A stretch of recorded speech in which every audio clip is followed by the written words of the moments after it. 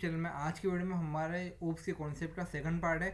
आज की वीडियो में हम जानेंगे कि हमारे ओप्स के कौन से 4 मेन प्रिंसिपल्स होते हैं जिससे हमारा ओप्स प्रोग्रामिंग हमारी वर्क करती है। ठीक है, पिछली वीडियो में हमने जाना था क्लास एंड ऑब्जेक्ट्स के बारे में। अगर आपने वो वीडियो चेकआउट नहीं किए तो प्लीज़ उसको चेकआउट करें। ठीक है, सबसे पहले हम जानते हैं एनकैप्सुलेशन के बारे में। एनकैप्सुलेशन क्या होता है? एनकैप्सुलेशन मीन्स wrapping और binding data and functions together into single unit. ठीक है, कॉल्ड क्लास। ठीक है, क्लास के अंदर जैसे हम डेटा और फंक्शन को एक साथ रखते हैं। ठीक है, तो इसका मतलब ये है कि वाइन यहाँ पे एक ही सिंगल यूनिट के अंदर हम डेटा और फंक्शन को अगर रखते हैं तो वो एक एनकैप्सुलेशन किया जाता है। ठीक है, जैसे सपोज मेरी ये क्लास है, ये क्लास मैंने एक स्टूडेंट बनाई है। अब इस स्टूडेंट क्लास के अंदर मैं डेटा भी लिख दूंगा, जैसे डेटा मेरा है इंट मार्क्स। ठीक है, मेरा ये हिडन डेटा है, डेटा भी लिख दूंगा और मैं इसके अंदर फंक्शंस भी लिख दूंगा। ठीक है, सब फंक्शन जैसे मेरा सेट मार्क्स वाला फंक्शन है या फिर गेट मार्क्स वाला मेरा फंक्शन है। ठीक है, तो मैंने यहाँ पे क्या करा, बाइंड कर दिया डेटा एंड फंक्शन को। ठीक है, क्या कर दिया, बाइंड कर दिया डेटा और फंक्शन को together into a single unit. Single unit में, सिंगल यूनिट क्या मतलब क्लास के अंदर। तो मतलब मेरा यहाँ से ये जो यहाँ से और यहाँ तक मेरा इसमें डेटा एंड फंक्शन बाइंड है। ठीक है, इस क्लास के अंदर, तो इसको ही हम एनकैप्सुलेशन कहते हैं। ठीक है, एग्जाम्पल के साथ समझते हैं हम इसको, एनकैप्सुलेशन क्या कैसे वर्क करता है। अभी जैसे मैंने यहाँ पे क्लास डिक्लेयर करी और क्लास के अंदर मैंने इंट मार्क्स कर दिया, तो ये मेरा मार्क्स जो है ये मेरा डेटा हो गया। ठीक है, फिर इसके अंदर मैंने पब्लिक करके वॉइड सेट मार्क्स कर दिया, तो ये मेरा फंक्शन जो है ये एक इसके अंदर फंक्शन है। तो अभी इसके अंदर क्या रहेगा कि डेटा भी मेरा मिल गया और वो फंक्शन भी मिल गया। अभी इनको मैंने एक ही जगह कंबाइन कर दिया, तो किस में हुआ, वो मेरी क्लास में हुआ। तो ये हमारा एक एनकैप्सुलेशन होता है। ठीक है, सेकंड हम आ जाते हैं, अब इसको एक और अगर हम रियल लाइफ से समझते हैं तो think about of mobile phone. ठीक है, मोबाइल फ़ोन का अगर बारे में हम सोचते हैं, ठीक है, तो यू कैन प्रेस बटन, मतलब कि बटन जैसे फंक्शंस। ठीक है, but you don't know how it circuit inside work. ठीक है, इस जैसे हमारे यहाँ पे जो डेटा था वो हिडन था और प्राइवेट था, और उसको हम एक्सेस कैसे कर पा रहे थे, पब्लिक फंक्शन से। ठीक है, तो यहाँ पे भी हम जैसे हमारा मोबाइल फ़ोन हम चलाते तो हम उसमें बटन जो हमारे फंक्शंस होते हैं उनके द्वारा हम अंदर के सर्किट का वर्किंग को एक्सेस कर पाते हैं। ठीक है, अब सेकंड हमारा आ जाता है abstraction. Abstraction means showing only the important details and hiding unnecessary information. ठीक है, मतलब कि एब्स्ट्रैक्शन में क्या होता है, हम सिर्फ ओनली इम्पोर्टेंट डिटेल्स ही दिखाएंगे और जो भी अननेसेसरी इन्फॉर्मेशन है उसको हम हाइड कर देंगे। ठीक है, तो ये हमारा एब्स्ट्रैक्शन कहलाता है। जैसे अगर छोटे से एग्जांपल से हम समझे तो मेरी यहाँ पे क्लास है कार। ठीक है, उसके अंदर मैंने पब्लिक स्टार्ट कार एक फंक्शन बनाया। ठीक है, और ये मैसेज प्रिंट हो रहा है कार स्टार्टेड। ठीक है, तो इसमें क्या है, जैसे आपको जस्ट कॉल करना है स्टार्ट कार वाले फंक्शन को। ठीक है, you don't need to know how the engine start. ठीक है, आपको बस उसको कॉल करना है, आपको ये नहीं जानना कि उसमें इंजन कैसे स्टार्ट हुआ। ठीक है, डेट इज एब्स्ट्रैक्शन। ठीक है, it keeps things simple end user friendly.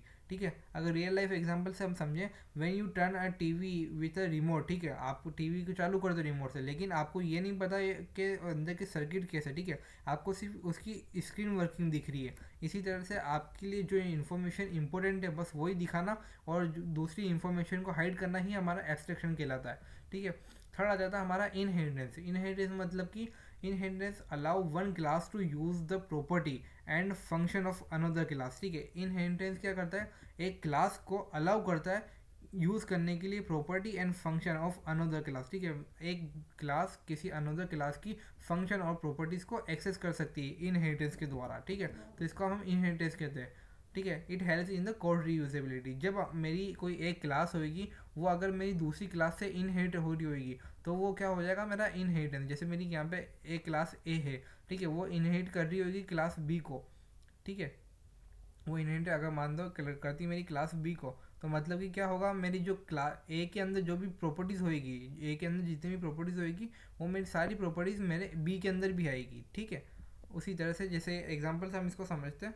अगर जस्ट सपोज मेरी क्लास है एनिमल, क्लास मेरी एनिमल है, मेरे एनिमल के अंदर क्या फंक्शन है, ईट का फंक्शन है जो मैसेज प्रिंट करा रहा है ईटिंग। ठीक है, अब मैं इस क्लास एनिमल को जो है ना इनहेरिट कर दूंगा डॉग के अंदर। ठीक है, अब मेरी जो डॉग है वो इनहेरिट हो रही है हमारी एनिमल क्लास से। ठीक है, तो मतलब कि अब जब एनी डॉग को कॉल करूँगा तो मेरे एनिमल क्लास का फंक्शन भी साथ में कॉल होगा।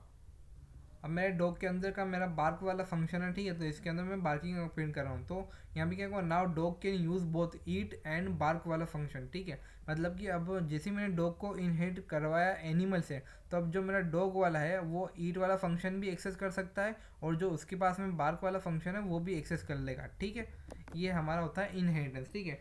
इसी तरह इसको रियल लाइफ एग्जांपल से अगर हम जाने तो थिंक ऑफ फैमिली इनहेरिटेंस, ठीक है। A child inherit properties from parents, ठीक है। कोई भी जो चाइल्ड होता है वो उसकी प्रॉपर्टीज इनहेरिट करता है अपने पेरेंट्स से, ये हमारा इनहेरिटेंस हो जाता है। अब फोर्थ हमारा लास्ट आता है पॉलीमॉर्फिज्म। पॉलीमॉर्फिज्म का मतलब क्या होता है, means one name and many forms, ठीक है। पॉली मीन्स मेनी, ठीक है। जो पॉली लिखा हुआ है इसका मतलब होता है मेनी है, ठीक है। मॉर्फिज्म मतलब फॉर्म्स, तो इसका मतलब टोटल मतलब क्या हुआ कि polymorphism means one name and many forms, ठीक है। तो ये क्या करता है, it allows a single function, ठीक है। एक सिंगल फंक्शन जो होता है it allows a single function to behave differently depending on the situation, ठीक है। एक सिंगल फंक्शन को डिफरेंट सिचुएशन के द्वारा मतलब वहाँ पे कैसे परफॉर्म कर सकते हैं वो अलाउ करता है, ठीक है। अलग अलग बिहेवियर के साथ में ये वर्किंग करेगा। पॉलीमॉर्फिज्म दो टाइप के होते हैं, compile time polymorphism and run time polymorphism. Compile time को हम फंक्शन ओवरलोडिंग में बोलते हैं और रन टाइम को हम फंक्शन ओवरराइडिंग भी कहते हैं। इसको अच्छे से एग्जांपल से एक बार हम समझते हैं। सबसे पहले हम देखते हैं कंपाइल टाइम पॉलीमॉर्फिज्म, मतलब कि फंक्शन ओवरलोडिंग। अब इसमें क्या है, जैसे हमारी डेफिनेशन से हमें क्लियर है, एक सिंगल नेम होगा और वो बिहेव करेगा differently depending on the situations, ठीक है। तो यहाँ पे मैंने एक क्लास बनाई, मैंने कैलकुलेटर, ठीक है। उसके अंदर मैंने एक फंक्शन बनाया ऐड नाम से मैंने एक फंक्शन बनाया। तो इसके अंदर मैंने दो पैरामीटर पास किए जिसके अंदर मैं ए और बी की वैल्यू को रिटर्न करा रहा हूँ, ठीक है। तो अब मेरा जो ऐड फंक्शन है यहाँ पे इसका डेटा टाइप डिफरेंट है, मगर अब जो मैं इसको दूसरा एक और फंक्शन बनाऊंगा वापस मैंने ऐड नाम का बनाया, ठीक है। तो इसमें क्या हुआ कि एक ही सेम फंक्शन है, कौन सा वाला फंक्शन है, ऐड नाम का एक ही फंक्शन है जो डिफरेंटली बिहेव कर रहा है। एक बार तो हमारा इंटीजर टाइप से बिहेव कर रहा है और एक बार हमारा फ्लोट टाइप से बिहेव कर रहा है। तो ये क्या हो जाएगा हमारा पॉलीमॉर्फिज्म, ये हमारा कहलाएगी फंक्शन ओवरलोडिंग, ठीक है। मतलब एक ही मेरा फंक्शन का नाम है लेकिन डिफरेंट इसके डेटा टाइप और पैरामीटर्स है, तो मतलब अलग अलग तरीके से काम कर रहा है। यहाँ पे ये इंटीजर वैल्यूज ले रहा है और यहाँ पर ये फ्लोट वैल्यूज ले रहा है। ये होता है हमारा एक फंक्शन ओवरलोडिंग या फिर कंपाइल टाइम पॉलीमॉर्फिज्म। दूसरा है हमारा फंक्शन ओवरराइडिंग, ठीक है। इसके अंदर हम देखते हैं, अब सेकंड हमारा एग्जांपल है फंक्शन ओवरराइडिंग का, ठीक है। मतलब कि हमारा रन टाइम पॉलीमॉर्फिज्म। अब इसमें क्या होता है, ठीक है, मैंने दो क्लास बनाई, ठीक है। फर्स्ट क्लास है मेरी एनिमल, दूसरी मेरी क्लास है डॉग, ठीक है। अब मेरे एनिमल के अंदर साउंड वाला फंक्शन है और डॉग के अंदर भी मेरा साउंड वाला फंक्शन है।